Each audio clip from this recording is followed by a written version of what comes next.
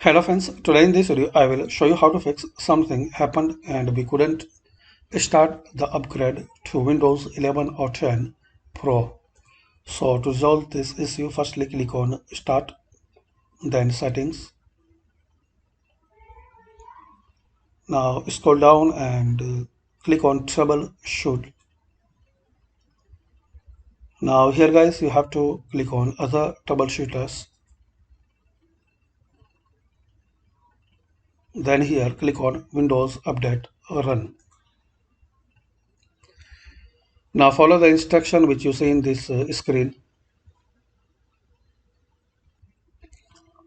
So hopefully guys it will work and it will fix. In case it's not working, so try second method. Click on Start, type CMD, right click on command prompt and run as administrator. Now type here this simple command line sfc space slash scan now. Now press enter.